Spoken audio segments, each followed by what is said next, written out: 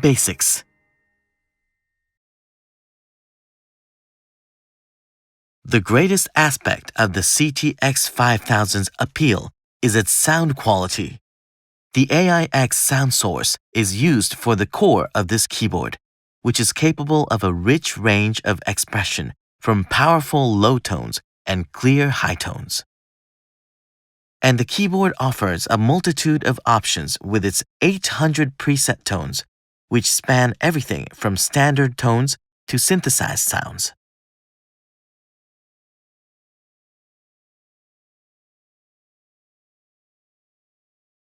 Let's press the tone button and select a tone while looking at the LCD. You can adjust the contrast of the LCD as necessary for easier viewing. For details about how to adjust the LCD contrast, see Chapter 7. Press the tone button, and when the tone indicator in the LCD area lights up, you can select a tone. The tone number is shown on the left, and the name of the tone appears next. Use the plus and minus buttons in the numeric keypad area, or the jog dial, to select the number of tone that you want to perform on the keyboard. If the number indicator is lit up, you can also enter the number of the tone. Now we'll introduce some of the tones contained in the keyboard. First, let's produce a piano sound.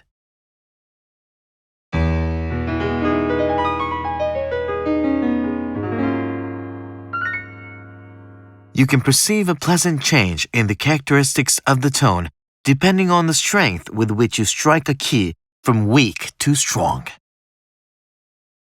Next, we'll hear an electric piano sound.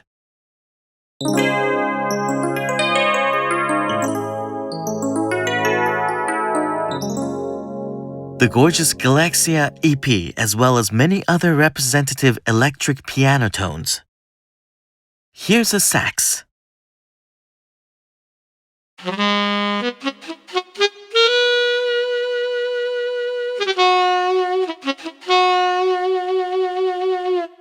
The keyboard includes the waveforms for reproducing a natural vibrato, giving players the ability to create natural performances by using any part of the keyboard. The acoustic guitar sounds.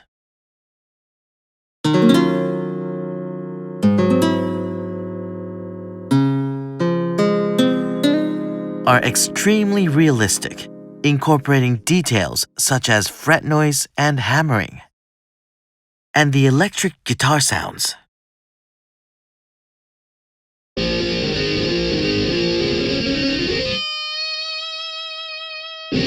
Feature a number of powerful effects that go well with pitch bending playing. The included synthesizers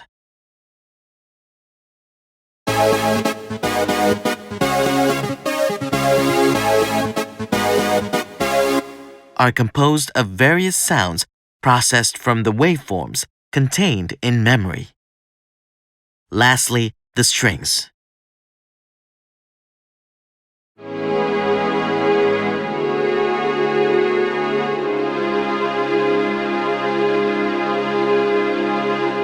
Have a high-quality sound that is rich and expansive.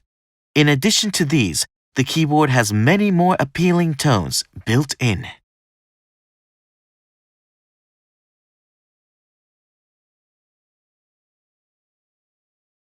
Next, we will introduce the Transpose Function.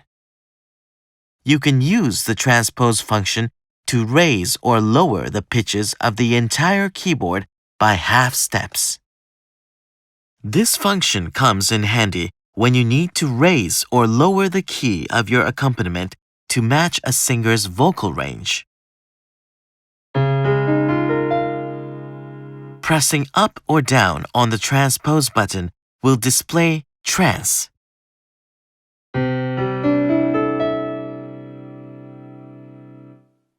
When your changes have been applied, the Transpose indicator in the LCD area will light up.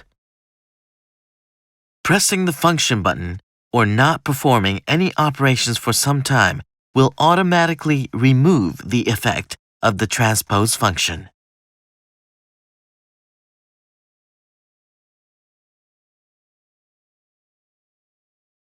Now, let's take a look at the split function.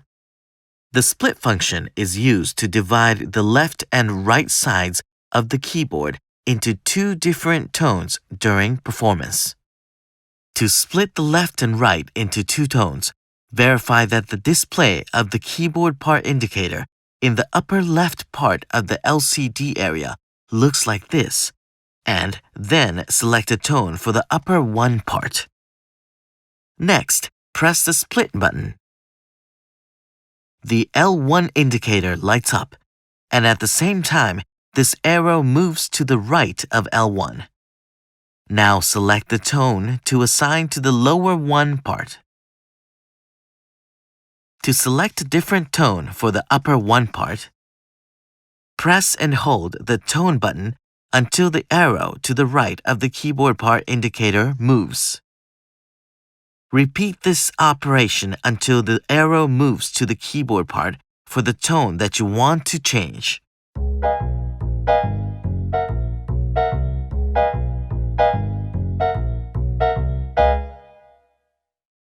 To cancel the split function, press the split button again. The function is cancelled when the L1 indicator turns off. To change the point at which the tones are split, press and hold the split button until split point appears. While holding the split button down, press a key on the keyboard to specify that key as the split point. This is what the display looks like when C3 is specified as the split point. The note numbers for the split point are shown on the left side of the LCD. B2 and C3 are the names of the notes marking the split point. Press and hold the exit button to end setup.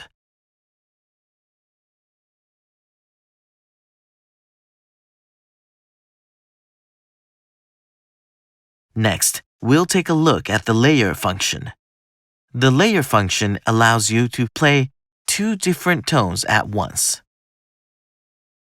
To layer two different tones, verify that the keyboard part indicator in the upper left part of the LCD area looks like this.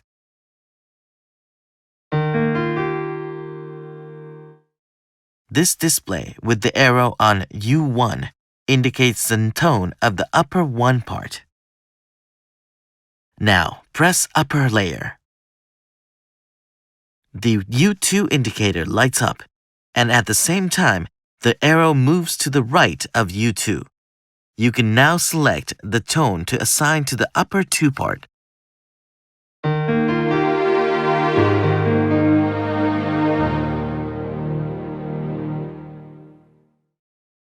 To cancel the layer settings, press the upper layer button again.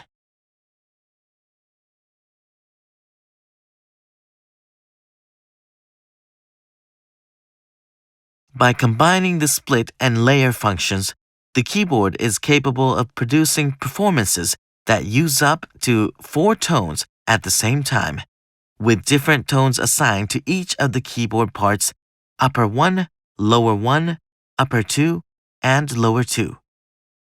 The status of the split and layer functions is shown by the keyboard part indicators in the upper left part of the LCD area. The keyboard parts that are lit up will produce sound.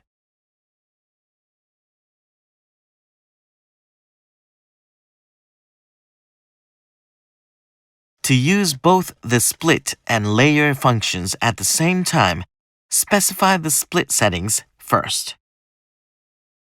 To produce two different tones for the upper part, first, press the upper layer button. To light up the U2 indicator, select the tone to assign to the upper 2 part. Next, to produce two different tones for the lower part, press and hold upper layer until the L2 indicator lights up. At this time, The lower layer indicator on the left side of the LCD area lights up. Select the tone to assign to the lower 2 part.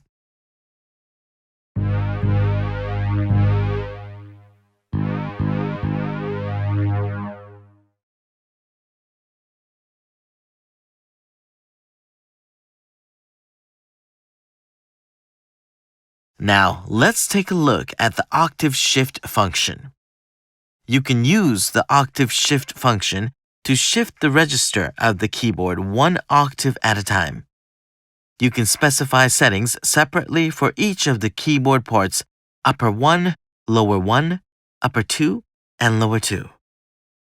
You can also specify which octave to shift for each of the different parts.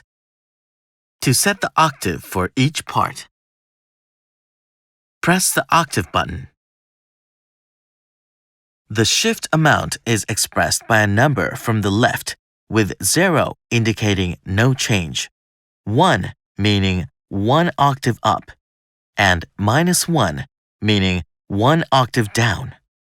The rightmost part indicates the keyboard part and the fact that octave shift settings are in progress. Use the plus and minus buttons in the numeric keypad area to specify the shift amount for the specified part. Repeat this procedure to specify the shift amount for each part. To end the operation, press Exit in the numeric keypad area.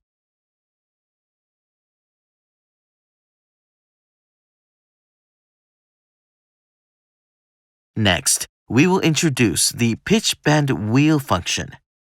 You can use the pitch bend wheel function to smoothly bend the pitch up or down for the notes that are being produced by the keys currently being held down.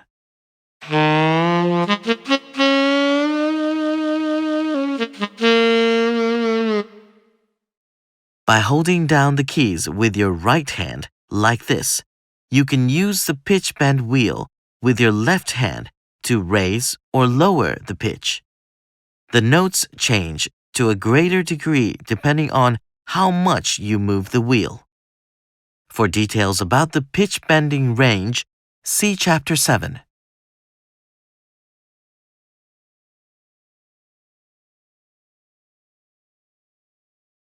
Next, we will introduce the touch response function. The range of expression available to a player during a performance can be achieved through different volumes that change according to how hard or how quickly the player touches the keys. This setting adjusts the sensitivity of this function. There are 4 options for the touch response function sensitivity: off, light, normal, and heavy. First, press the function button. Use the left arrow or right arrow in the numeric keypad area to display touch, and then change the set value. 01 means that the sensitivity is set to off. With this setting, the volume is fixed regardless of how hard the player strikes the key. 02 means that the sensitivity is set to light, meaning that louder sounds are produced even when the keys are played softly. 03 means that the sensitivity is set to normal. The standard setting. 04 means that the sensitivity is set to heavy, indicating that the player must use force on the keys to produce louder sounds. Press and hold the Exit button to end setup.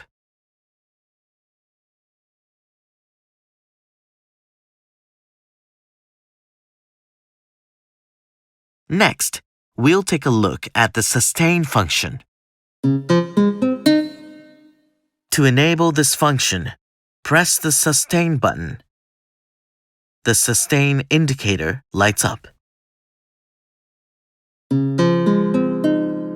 To cancel this function, press the sustain button again.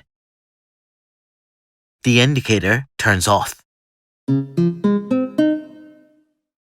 Now let's take a look at the Portamento function.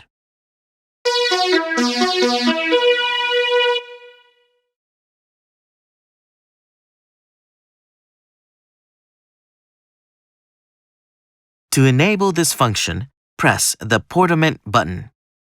The Portament indicator lights up.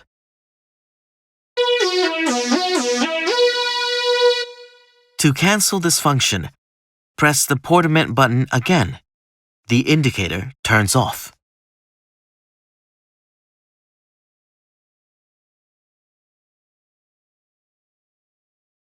Next, we'll take a look at the Metronome function. To set the beat for the metronome, you can set both the numerator and the denominator of the beat. Press and hold the metronome button and verify that beat number appears on the LCD. Use the plus and minus buttons in the numeric keypad area or the jog dial to specify the numerator of the beat as a value from 0 to 16. Next, use the left arrow or right arrow in the numeric keypad area to change the display to beat denominator, and then use the plus and minus buttons to set the beat denominator. Press the exit button in the numeric keypad area to return to the original setting. Next, press the tempo button up or down to set the tempo. There are two ways to change the tempo. You can specify a value for the number of beats per minute, or you can press the tap tempo button 2 or more times to set the tempo based on the interval between button presses. Press the metronome button to start the metronome sound. You can check the measure and beat after the metronome begins in the upper right part of the LCD area. To stop the metronome, press the metronome button again.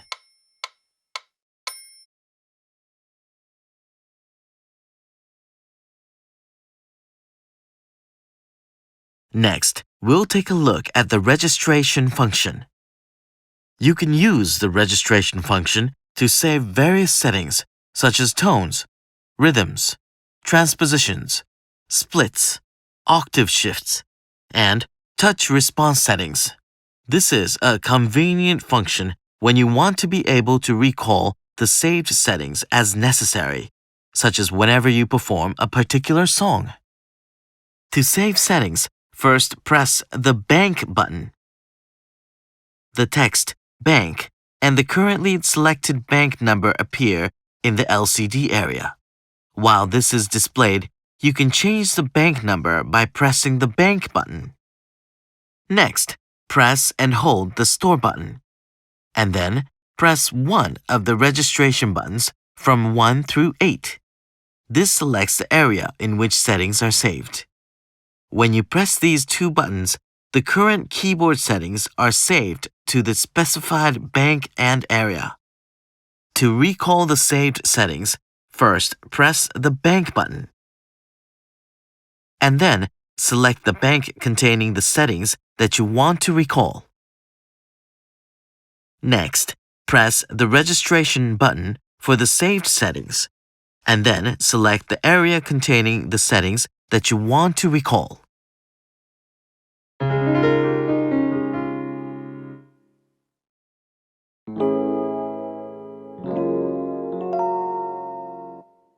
Keyboard settings, such as tones and rhythms, will change automatically according to the settings that are called in this way.